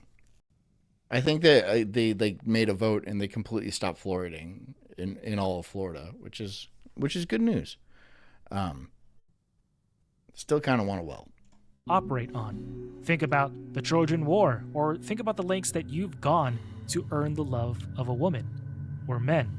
Sex is physiologically hardwired into the threads of our DNA. What? That's hate speech. What? What? No, you can be whatever sex you want. You can just do whatever because fuck it. What? Okay. Yeah. Okay. You're fucking 6'4" with an Adam's apple. You have hands like fucking baseball mitts. And you're like, I'm a lady. No, you're not, bro. No, dude. You're a terrifying man. All right. You have a boner right now. It's the satin panties, right? It's the satin. Dude, I would rock those too. Cause they just seem so comfortable. And if you get a boner and stuff, it's like, you waistband that shit, and that's nice. That's nice. But I can't. I don't. Right? Mine are cotton and champion. So I'm not a freak. I'm not a pervert. I'm just a man who dreams. We need to acknowledge this fact to better understand human behavior. And for James, it illustrates how imperfect he is. He is just a man, like you and me. Understanding the symbolism. Kabukita says Thomas loves satin panties. He knows.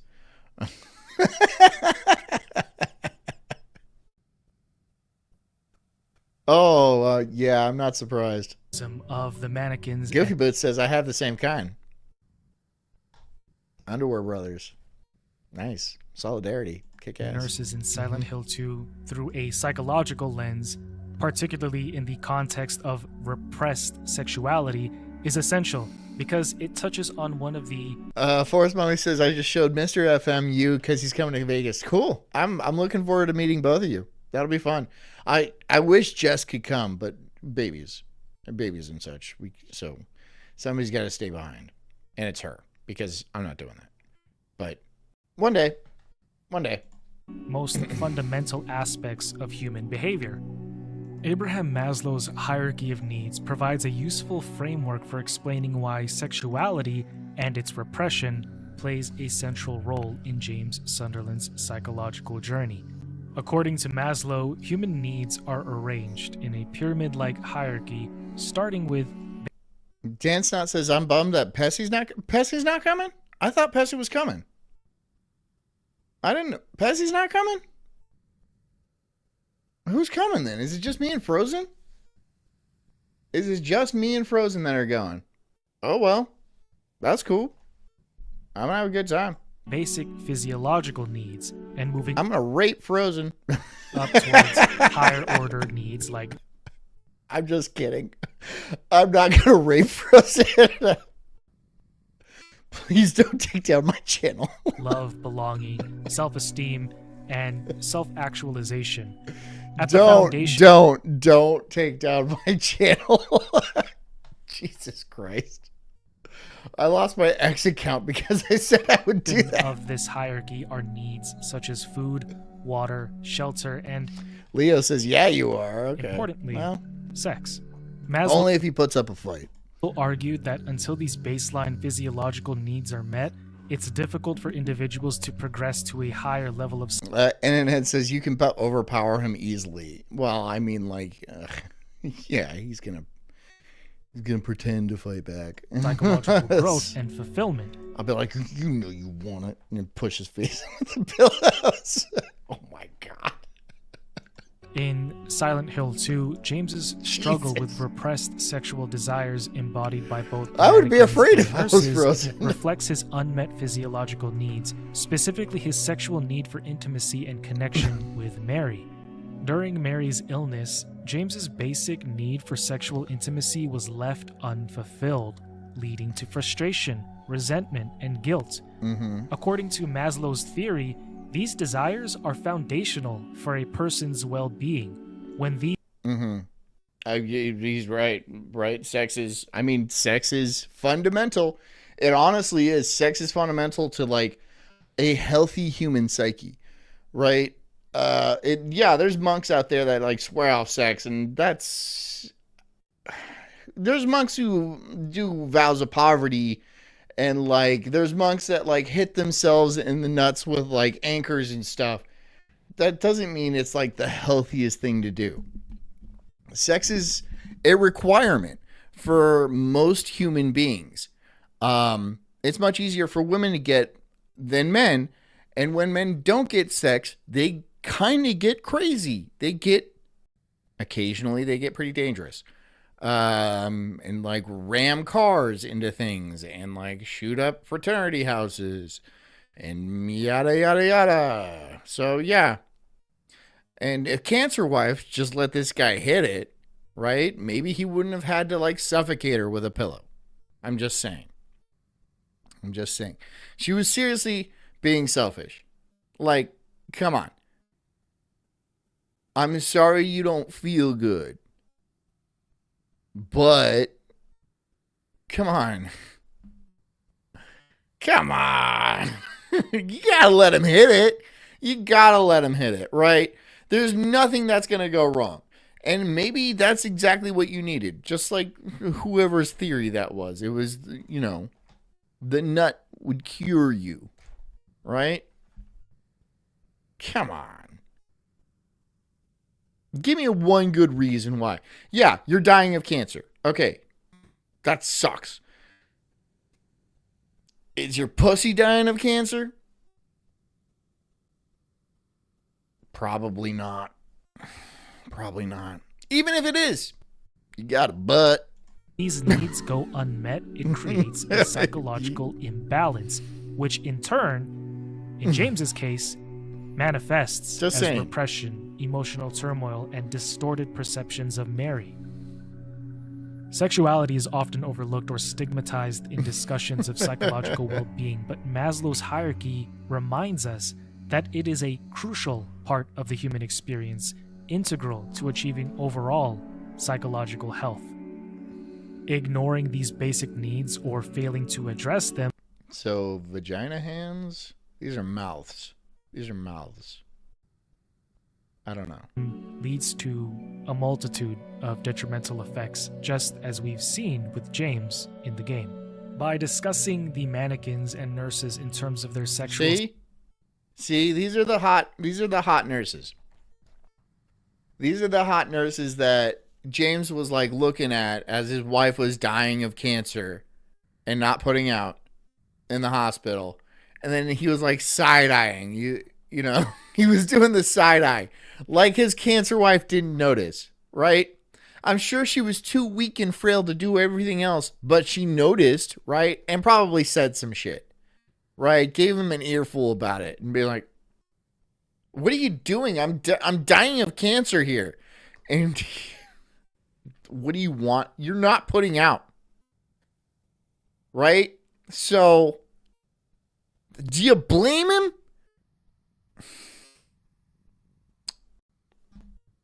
How long are you going to be dying of cancer, right? Because you were really stretching it out. You're really stretching it out. You got the light. It means you end it. That's a comedy reference. I don't know. If you don't get it, you don't get it. symbolisms, we're not merely focusing just on the surface level themes of desire or guilt. We are now profoundly examining how NNN says, is there an objective to this game? Yeah, getting laid, getting your nuts off, right?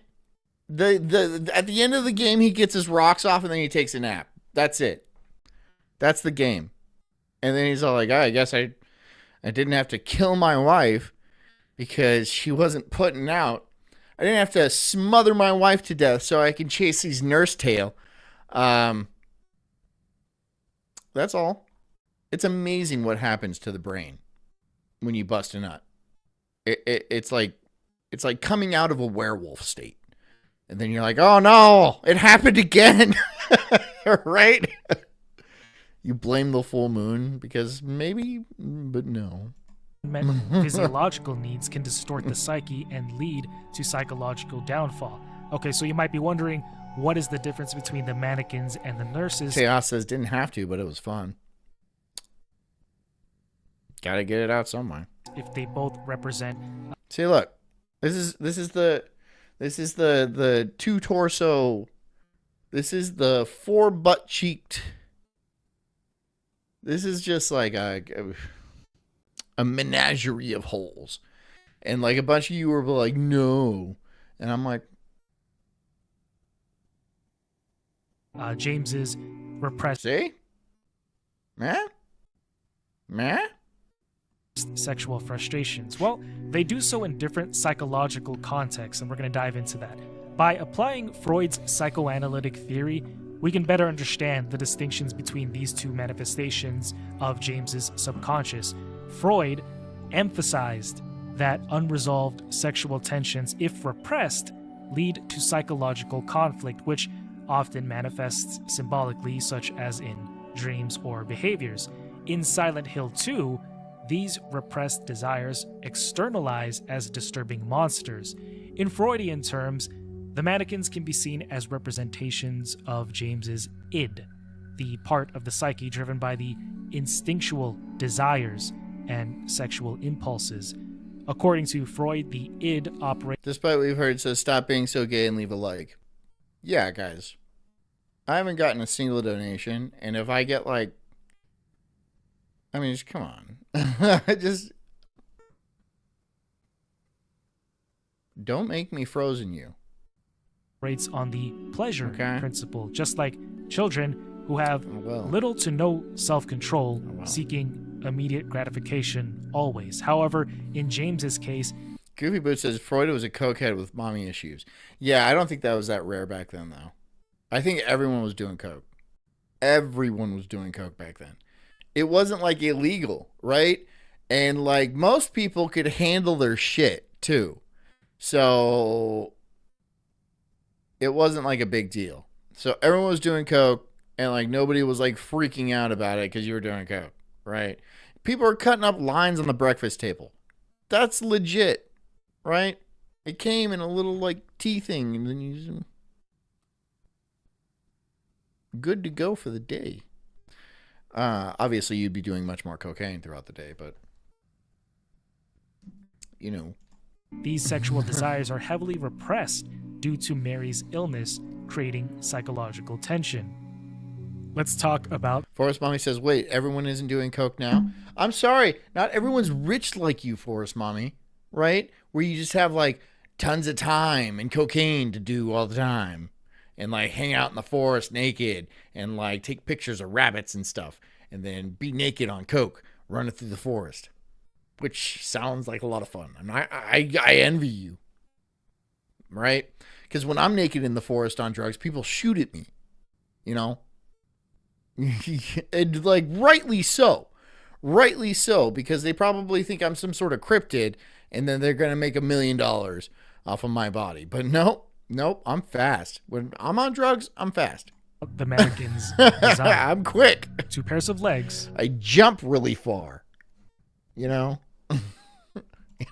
Without a torso or head, emphasizing the objectification of the female body, focusing... Forrest Mommy says, nah, peyote and shrooms for forest shit.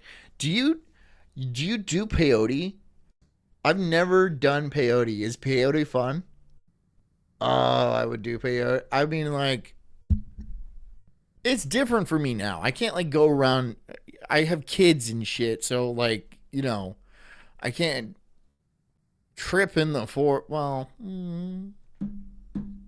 never say never. But peyote would be an interesting thing to do. Specifically on sexualized body parts. This fragmentation reflects James's struggle with his repressed... Forrest Mommy says no pot? You don't smoke pot at all? That's kind of weird. Libido. And Freud would argue that James's id desires sexual intimacy, but because Mary is sick and emotionally unavailable... Oh. No comma pot. I thought you said peyote, like short for peyote. Peyote. I'm sorry. It makes perfect sense. Well, these desires were pushed deep down and buried into his unconscious, creating tension between his sexual impulses. I thought you were really cool, Forrest Mommy. I'm on that piat, the peyote. Peyote would be cool though. I mean, but who has peyote? Who does peyote? I mean, like, legit. You guys got peyote? Guilt. The mannequins. You know what I would try? Is opium. Like the you smoke it in like a pipe. I heard it's great. I mean, it destroyed China, right? It made China into slaves of the British. So it must be pretty good. You know? James's objectification of Mary as a sex... It's okay that Chris says DM me, John. No. I'm not getting internet peyote, okay? Although I guess it probably wouldn't be that bad. Stripped of her identity and personality, aligning with Freud's idea that repressed sexual urges manifest in Los Tejas says FOMO takes large quantities of mescaline and then takes a bunch of Quaaludes. Is she the Wolf on Wall Street? I'm sorry. Is it like the fucking 80s, right? Where that's retro. I mean, I kind of respect the vibe. Don't get me wrong. It's just, it's retro. But respect. Let me be clear about that. But like, that's retro. Distorted, you know, dehumanized forms. According to Freud, the superego represents the moral conscience, enforcing societal norms and ethics. This is the mind most adults have at their mental forefront after having grown up and learning about... Forrest Bunny says, can you imagine a Quaalude? I bet they were cool. I bet Quaaludes were cool. Yeah, I bet Quaaludes were a lot of fun. What is okay and what is not okay to do or say in society. James's super ego Not the shit I say. That's probably why I say it, because I'm not even sure I believe a lot of the things I say. I'm just saying it just to see what happens. It's kind of like a weird kind of philosophy on life. Just like, fuck it, let's see what happens. You know, nihilism, maybe just a weird kind of nihilism that I have, where I'm just like, I know this is completely inappropriate to say, but then I say it, right?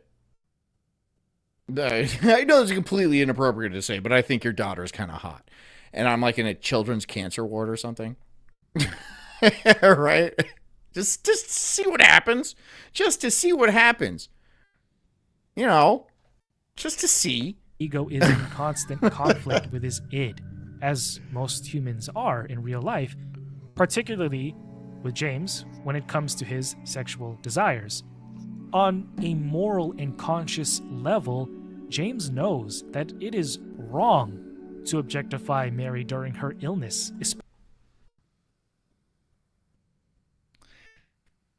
Okay, yeah, he does. But he's like, this not even his fault, right? She agreed when she married him.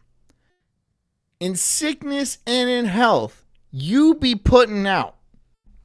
I wrote that into our vows, right?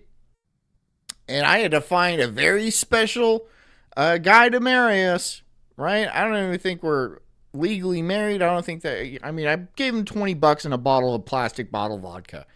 So we might not be actually married. Especially during her illness, but But if Jess gets cancer, of desires creates psychological conflict. The mannequins, as a symbol of this tension, represent James's moral failure to maintain emotional intimacy with Mary while gripping with his unfulfilled sexual desires. The lack of a head or face on the mannequins symbolize emotional Goofy Boots says in Florida that is a legal marriage. Okay, great. detachment. Okay. There is no personality or Forrest Mommy's looking out for the bitches over here. She says as long as she's the beneficiary, yeah, she is the legal beneficiary. Okay, but don't like. I was gonna say don't rub me off. When we're in Vegas, that's not what I mean. Don't kill me in Vegas, okay? Because like, don't kill me or rub me off. identity. Don't do that either. Just sexualized parts of the body. No. This suggests that James's connection to Forrest Mommy says, I'm not legally married, but I'm beneficiary. But if you have kids, you should do marriage, in my opinion, even though I hate the idea. Why? Why do you hate the idea of marriage? Whatever. No, we are legally married. Yeah. We got married 8 months after we met. People think we're crazy. Show those fuckers, though. Mary has been reduced to physical Dead struggle rather than I got 2 kids. emotional relationship.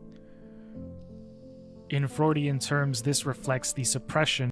Kubikidut says most women would probably love to still get banged even when they have cancer. That's true love. No, I disagree with that. Most women love the idea. They'll honestly, they'll imagine themselves in a cancer bed. They'll love the idea of their husband still being sexually attracted to them while dying of cancer. In a hypothetical situation that they will imagine, they'll love that. And they'll get all turned on and stuff. But when the real cancer hits, that's gone, dude. That's all gone, right? Then she's like, no, I don't feel like it. I have a headache, right? And then she's getting like chemo pumped into her arm and stuff. And I'm like, you always have a headache.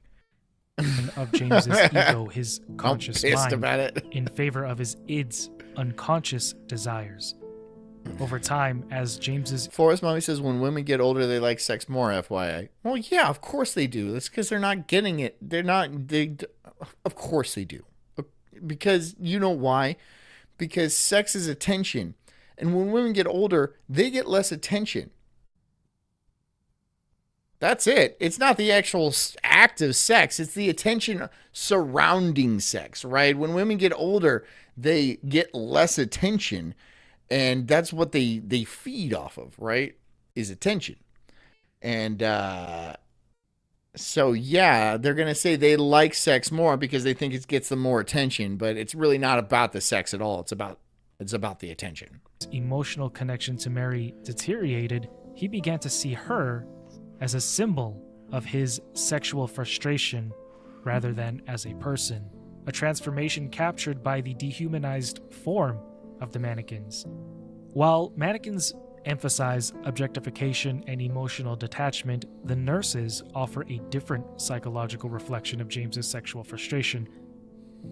Where the mannequins represent raw sexual desire, the nurses symbolize James's guilt surrounding those desires, as well as his conflicted feelings about caregiving, hospitals, and Mary's illness.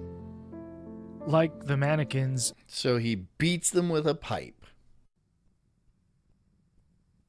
I don't get it. I don't get the analogy here. He feels guilty about wanting sex. So he beats it with a pipe. What are you trying to say, Japan? What are you trying to say, Japanese people? What are you saying? I honestly don't know. I couldn't even fathom a guess about what that means. You're horny. You feel bad about being horny. Spawning a monster that's hot for some reason that you beat to death with a pipe. What? What does that mean? the nurses are hyper-sexualized, but their overtly provocative appearance, their tight-fitting uniforms, And then it says the woman is his guilt. Or is the pipe the guilt? What? Okay, I could buy that these monsters are a representation of the guilt you feel for still having like a rager when your wife is dying of cancer. I don't know why you'd feel guilty about that, but I could understand that if you have guilt, it would spawn a monster, I guess. But then why beat that monster to death with a pipe? Are you saying stuff? Are you making a loose connection as the pipe is your penis and you want to hit that nurse with your penis to destroy your guilt of having a boner for that nurse? See, it's too complicated. I don't get it. I may not be smart enough. I will just lay that down right now because it's a lot easier for me just to be like, I'm just not smart enough, right? That solves so many questions for me. And it really, it brings a lot of peace to my life. I'm just not smart enough. And then I just sit there and I stare off into the distance. And then people are like astonished. Like, why isn't he, what's going on here? Nothing is going on. But is that what you're trying to get at? Is it? uniforms is paired with distorted, grotesque. Okay. All right. I guess that's the final thought. That's my final thought, right? Is the lead pipe your penis that you're banging the nurse to death with? Thank you so much for coming and being a part of my whimsy, my flaunt into the forest of my mind, where I do weird things with my penis. Whatever. Thanks for coming. I hope you guys have a good night. Hit the like button on your way out if you would be so kind. I would definitely appreciate that. I hope you guys have a good night. I hope you enjoyed this show, whatever it is. I hope you learned something. Whatever that is, I couldn't tell you. No, I think we got some I think we hit some good points tonight. You know, I think we hit some good points. There was a lot of good things said. Some jokes in there. You can't hate that. Anyways, guys, I hope you guys are good. I'll see you tomorrow. I'm not going to do every show this week because I'm going to Vegas on Friday, and I'm going to spend time with my family before I do that. Because I don't know who's flying that plane. You know, it could be one of those colored people, which, you know, I just don't trust. So, what? Like, what? Anyways, I hope you guys have a good night. Stay strong, stay beautiful. Keep me proud. You know you do. You're part of the cult. You always will be. You make me proud every single day. Anyways, until I see you, which is probably tomorrow, on Daywave at 10 a.m., and then right back here on the Sulk stream at 8 p.m., I hope you guys, again, make me proud, stay strong, stay beautiful, drink some water, get a good night's sleep, and take care of yourselves, because I care about you too. I'll see you guys tomorrow. Love you. Good night.